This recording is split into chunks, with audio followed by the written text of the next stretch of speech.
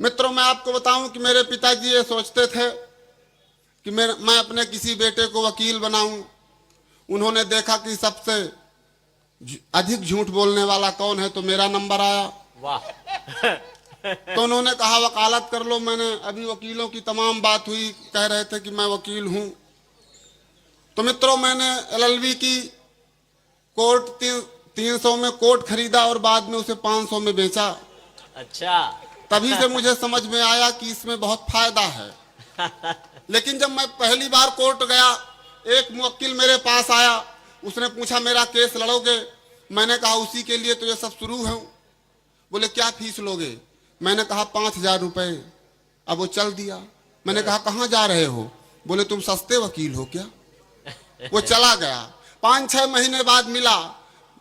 मुझे मिलते ही रोने लगा। मैंने कहा क्या हुआ? बोले तुम्हें छोड़कर मैंने एक 50,000 का वकील लगाया, लेकिन परिणाम सजाए मौत। अरे मैंने कहा मूर्ख, जब वही काम मैं 5,000 में करा रहा था। बहुत अच्छे। तालियां बजाइए। मैंने कहा जब वही काम मैं 5,000 में करा रहा था, तो ये 50,000 की क्या आवश्यकता थी देने की? बहुत अच्छे। वाह वाह वाह वाह भाई, बहुत अच्छे। वाह। एक छंद से मैं बात शुरू करता हूं। स्वागत है। मैंने एक खोज की कि धरती में बहुत से जहरीले जानवर हैं। आत्मरक्षा करने के लिए किस जानवर से कितनी दूरी बनाकर रखनी चाहिए? कि बिच्छू से 3 पग दूर रहिए श्रीमान, सर्प जो मिले तो।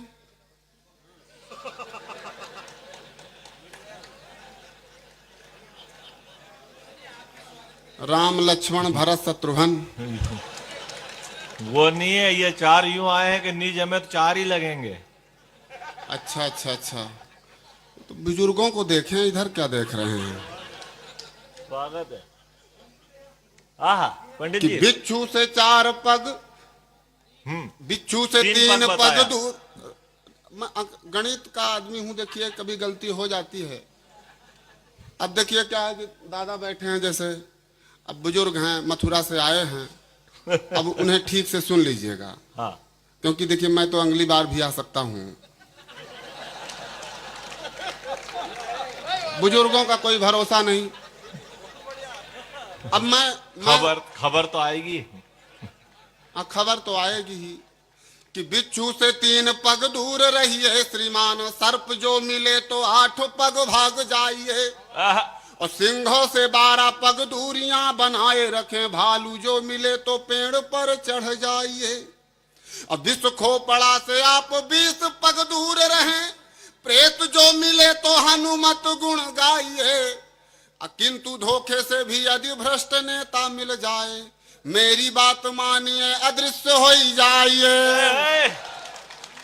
किंतु धोखे से भी यदि भ्रष्ट नेता मिल जाए, क्या बात है? मेरी बात मानिए अदृश्य हो ही जाइए।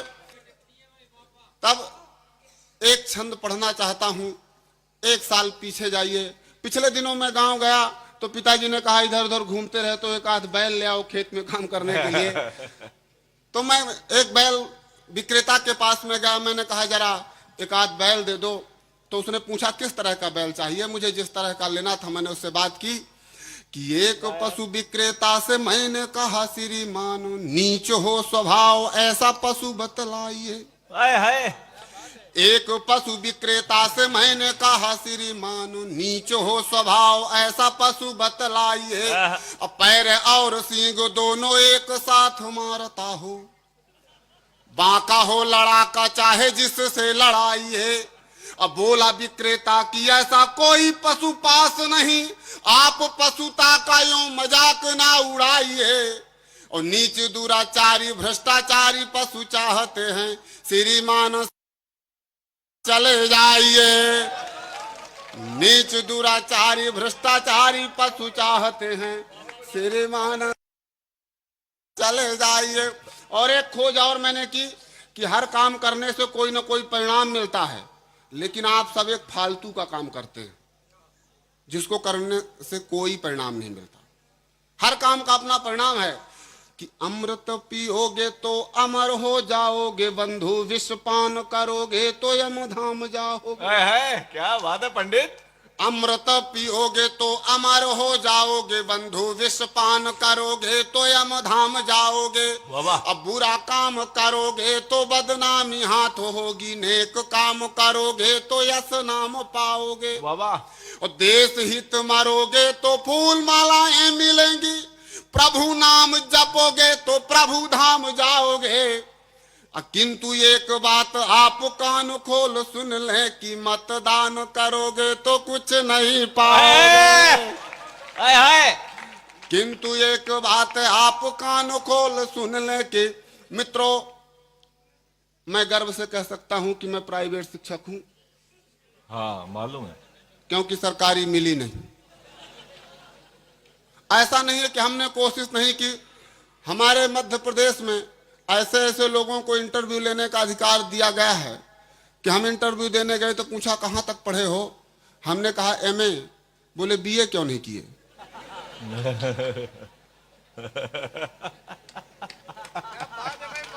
क्या बात गुरुदेव, क्या बात किया आदमी कि जीव जंतु रक्षा का सुरक्षा भार जिनको था, बिना मांस करते न लंच आज देखिए। जीव जंतु रक्षा का सुरक्षा भार जिनको था, बिना मांस करते न लंच आज देखिए। और सभा और विवाह चाहे कविता का उत्सव हो, बिना पौवा जमते न मंच आज देखिए। कि जीव जंतु रक्षा का सुरक्षा भार जिनको था, बिना मांस करते न लंच आज देखिए। और सभा और विवाह चाहे कविता का उत्सव हो, बिना पौवा जमते न मंच आज देखिए। और संसद में चूते चले बाहर वो गले मिले, कुर्सी पाने के सारे प्रपंच आज देखिए।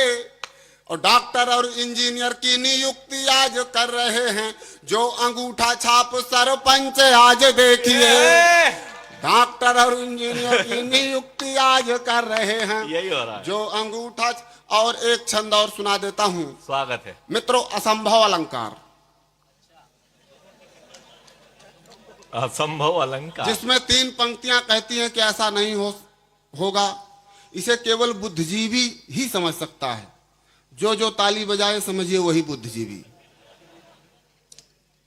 कि चांदनी भी चांद से जुदा हो सकती है मित्र, संभव ऐसा हो नहीं सकता।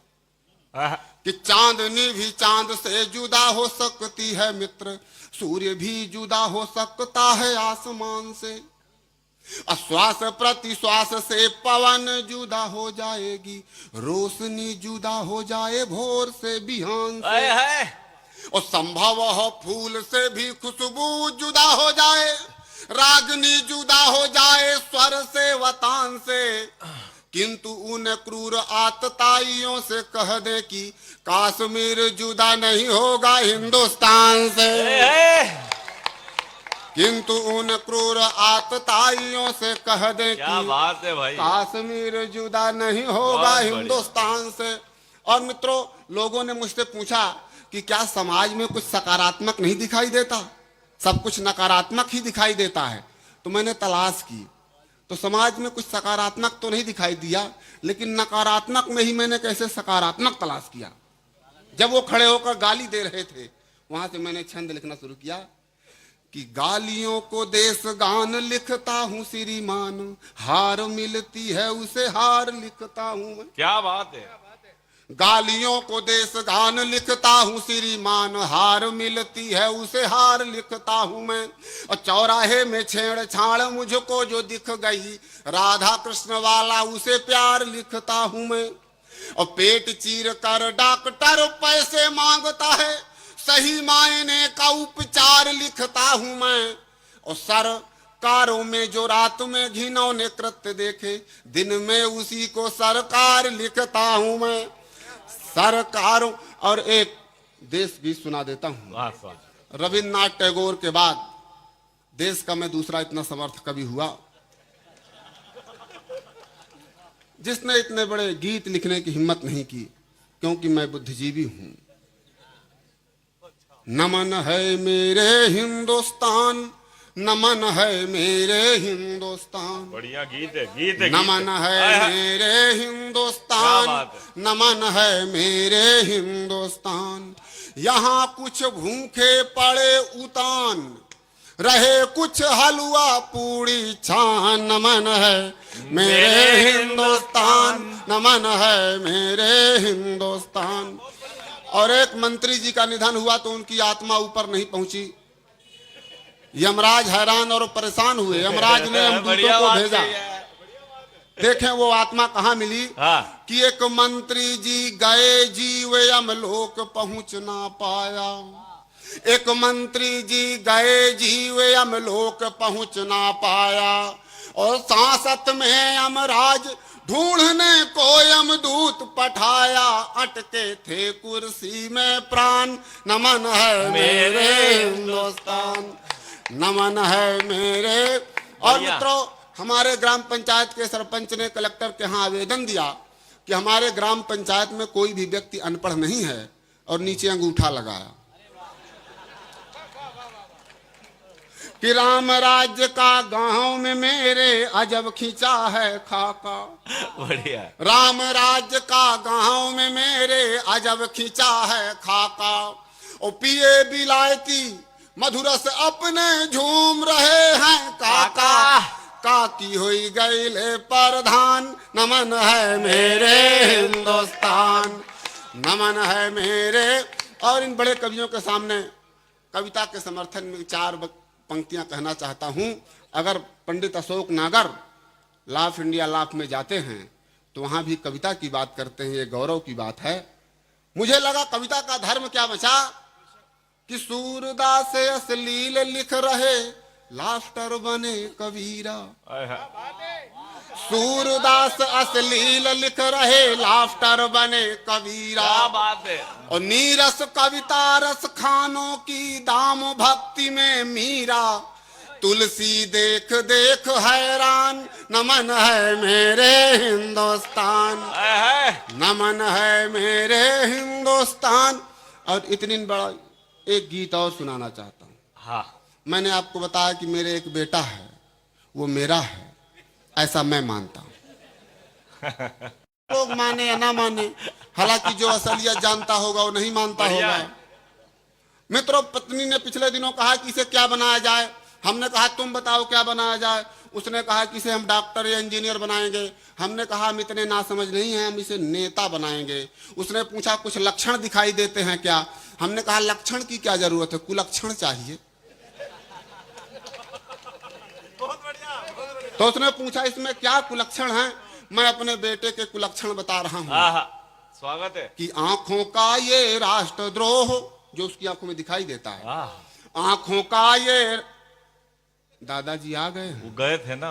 रात में इसी तरह टहलते हैं। टहलते नहीं है, दादी ने फाटक नहीं खोला, भीतर से फिर आ गए। हाँ तो कैसे खोल। टहलते काय के। हाँ, दादाजी के पहले कोई चला गया होगा। आंखों का ये राष्ट्रद्रोह जिस दिन कार्यों में आएगा, उस दिन मेरा ये बेटा सचमुच नेता बन जाएगा। बढ़िया बात है भाई। आंखों का ये राष्ट्रद्रोह। इस पंक्ति को पढ़ने के बाद मुझे लगा हिंदुस्तान में समानता है, क्योंकि इस पंक्ति में पूरे हिंदुस्तान में ताली नहीं बजती, आपने भी नहीं बजाई। आंखों का ये राष्ट्रद्रोह जिस दिन कार्यों में आएगा, उस दिन मेरा ये बेटा सचमुच नेता बन जाएगा। अब अगला बंद सुनिए। पत्नी ने पूछा पढ़ने लिखने में कैसा। मैंने कहा बड़ा अव्वल। गाली की कोचिंग लेता है, है। गाली की कोचिंग लेता है, सुबह पास के थाने में। गाली की कोचिंग लेता है, सुबह पास के थाने में। और रिवीजन शाम को करता जा करके मैं खाने में। बढ़िया है। और रिवीजन शाम को करता जा करके मैं खाने में। अभी तो केवल 2 पीता है, जिस दिन 4 लगाएगा, उस दिन मेरा ये बेटा सचमुच नेता बन जाएगा। आंखों का ये। और अंतिम पंक्ति, स्वागत है। कितना बड़ा गीतकार हूँ। बहुत बढ़िया है। शुरू वाली पंक्ति और अंतिम वाली पंक्ति। स्वागत है चतुर्वेदी जी। मैंने पढ़िए। पूछा कि भजन भक्ति हाँ। भाव कैसा है। बोले अव्वल सुबह वंदना ए राजा की,